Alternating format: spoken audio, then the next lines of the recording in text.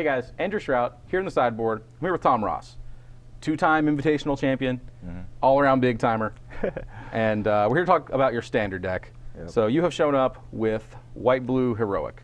Yep, no surprise. Yeah, not a big juke or anything. This is a deck that you've been known for playing this standard season. So walk us through it real quick. We have the heroic creatures. Yep, that's heroic. So you need a concentration of heroic creatures, and these are just the 12 best you can be playing.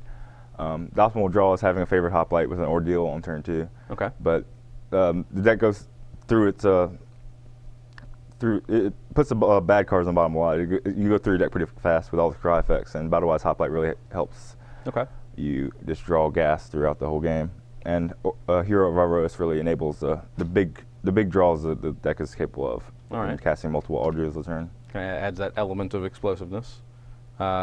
You have some additional creatures, non-heroic creatures, but I guess Seeker of the Way kind of is like a weird backdoor heroic-ish.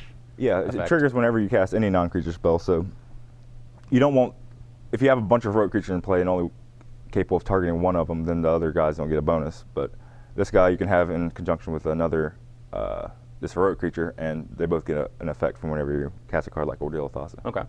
And then Heliad Pilgrim, the toolbox of the deck. Yeah, it really smooths everything out. It's a creature and a pump spell all in one. Okay. The deck has a problem drawing the wrong side of the deck at the wrong time. Like if you draw all pump spells or all creatures, then your deck won't operate, but this really is a bridge between those. Okay. It functions as both. Ordeal of Thassa, 4 of, probably the premier aura in the deck, I suppose? Yeah, it's on the aura that I play 4 of. Okay. Yeah, it really helps you keep going in case something bad goes on. You usually have a big creature, but they'll have removal spells and whatnot, and that really keeps you ahead in the game. All right. And then earlier you referred to Defiance Strike as the reason this deck exists. Yeah, I play as many Defiance Strikes as I possibly could if the 4 limit wasn't there. But okay. Yeah, it's a card that just, it cantrips, it increases your clock, it enables heroic real fast. Any hand that have multiple of these, it's just great. You can even cycle it if you don't have a creature on one of their creatures. Just a really heavy lifter. Yeah. Okay. 4 God's Willing. This is another very important card in the deck. Yeah, it's another glue that holds the deck together. But once you make a big creature, they're always going to be trying to deal with it in some fashion. And this counters the removal spells if it's not something like Crackling Doom or like End Hostilities. Okay. But it also helps deal the last points of damage by giving your creature protection from the color, and when they only have that color creature in play. Gotcha. A 1 of aqueous form. This is something you can search for with Heliad's Pilgrim. Yeah, the deck used to play more of them, but now with Heli Pilgrim, you can afford to just play 1. It's something that you need against like Sylvan Caryatid, Courser, Crewfix decks. Okay. They're playing against you. It's to block and try to make that not happen. Just a way to get around some blockers. A 1 of Ordeal of Heliad. This is just to search up when you need life, I suppose. Yeah, it's for when you need to win a race. It's good against like random matchups like mono red, but I don't expect that here. But still, it's really worth 1 slot because sometimes you won't be ahead. It's a deck that wants to be ahead in the early game, going into mid game, but I mean that doesn't always happen. All right. And then we're down to 1 Feat of Resistance. I know this is a card you've played more of in the past. Yeah, I played up to 3 of them. They really complement the God's Willings. It helps accelerate a card like Heliad's Pilgrim that doesn't naturally have heroic, so it helps get the counters when you're trying to go off with an ordeal on it.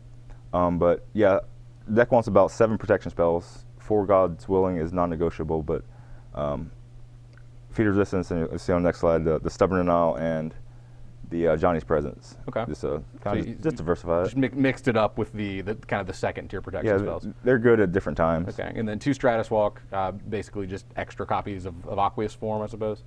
Yeah, it's when you're low on cards and can't really afford to spend a card on aqueous form. Okay. Then yeah, just replaces itself. With Heliad's Pilgrim, it's replacing itself too. But I went up to 2 because I expected a lot of green decks. Gotcha. Like Sultai Whips and Abzan Whips. Okay. And then you mentioned a Janis Presence and Stubborn Denial already. These are basically just there to protect your giant thing once you have a giant thing. 1 Eidolon of Countless Battles. So this is not a card you can search for with Heliad's Pilgrim. No, it's not. It's just a good card, basically. It's just a generic good card, yeah. Okay. It's especially good against the green decks when you're expecting the race really big. optimally put on a Seeker of the Way that can't be blocked, and they're like hit me for huge hunks of damage with their big creatures, like Hornet Crane tokens, whatever, and they have a Whip of Erebos in play. Okay. And it's a card that can race both Whip and Nalia's Disciple.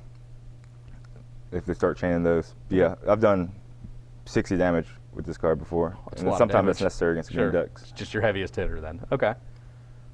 All right. And then onto the mana base. We won't spend too much time on it. I know you brought up Flooded Strand as one of the really important pieces of the deck, kind of that makes it viable. Yeah, the block constructed deck really had trouble with its mana base.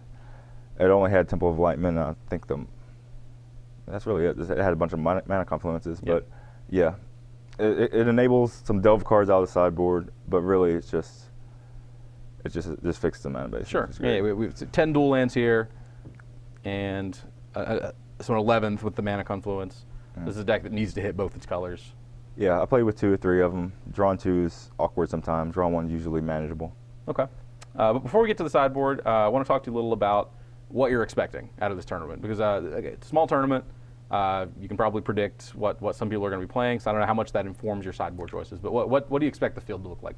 It's really what I don't expect the field to be, which is Mardu and the old Jeskai deck. Okay. The bad matchups for the deck was Mardu with Crackling Doom and Chain of the Rocks. I don't expect many numbers of that to be here. Maybe Kent Ketter's doing it, but I think he'd be the only Mardu player if there are any. The deck was a little bit bad against the old Jeskai versions, which ran 8 2-drop removals, Lightning Strikes, and Magma Jets. And then and I can't really race a Manus Rider that well. But there aren't many Manus Riders, aren't many Magma Jets. But there are a bunch of slow green creature decks, a bunch of Sultai Whips, a bunch of Abzan Whips. Okay. And you think you're pretty well positioned against that? Yeah. All right. So real quick, just kind of run through all the sideboard cards. What are they there for? We'll start with Stubborn Denial. It's the best counterspell against control, and it's usually a fine card to sideboard in anyway. It's better after game 1 because they usually have to react to what you're doing. They take out some of their creatures, bring in more like non-creature spells, like removal spells, and they usually give you a little bit more time. But I do expect some control here. Maybe Jim Davis is on blue-white control, and maybe Gerard Fabiano has an Esper deck. Okay. And then Glare of Heresy. It's mostly for the mirror. Gotcha. I expect a couple of those. Joe sets on blue-white heroic as well, so it's against him. All right. Laguna Band Trailblazer, just need a big butt sometimes. Yeah, against Lightning Strike and Drowned and Bob Light, it really surprises them sometimes. It really doesn't matter what creature it is as long as it can survive the early turns, not give them a window to use their 2-drop removal. And then a lot of 1-ofs in your sideboard. So I'm going to run through all of these. Aqueous Form is a card you already have one of in the main deck. When do you bring in the second Aqueous Form? Against the green decks, against the decks that are trying to block me. They usually have some way to remove the first one, whether it be, I don't know, a Sultai Charm or an Erase or something. Okay. But you often can't count on Stratus Walk to get you through because they now have Hornet Queen. Gotcha. Sometimes Wingmate Rock. Okay. A Johnny's Presence, another card you already have one of in the main deck. Against their removal, it doesn't exile. This card's better. Okay. It's worse against things like Abzan Charm, Jeskai Charm, Chain of the Rocks, but when their removal is something like Sultai Charm or Murder's Cut or Elspeth Minus or End Hostilities, is when this card gets in over the feature resistance. All right. The 1-of Treasure Cruise, this is not a deck that kind of proactively fills up its graveyard, but still room for 1. Yeah, it's cast a cruise just naturally when the game goes long. Flood Strands help, Defiance Strikes help, and Ordeal of Thassa. You really cycle. You put a lot of cards in the graveyard, just kind of cycling cards. Okay. But this is for when the games go long. Right. I often out-card advantage the control decks with cards like Shredder Cruise, Dig Through Time, Heli Pilgrim, and I just use Stubborn Denial to counter their card draw effects. All right. Speak of the devil. You have a Dig Through Time as well. So I guess kind of like a split, a 2-of that's split rather than a 1-of. Dig Through Time is better when you can cast it, but there aren't a ton of blue sources in the deck. Okay. So you can count on it probably like turn 6.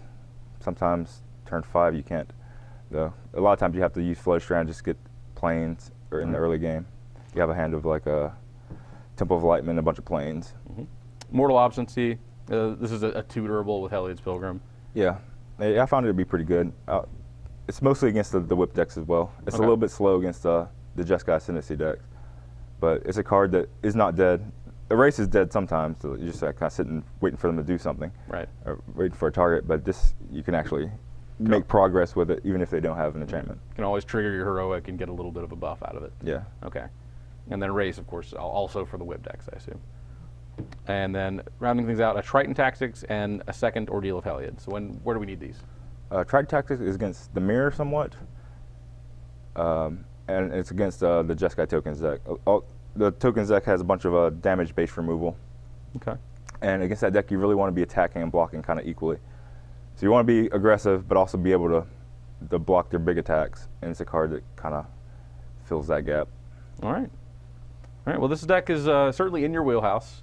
The Invitational that you won playing Standard in the top 8 was kind of with a similar deck.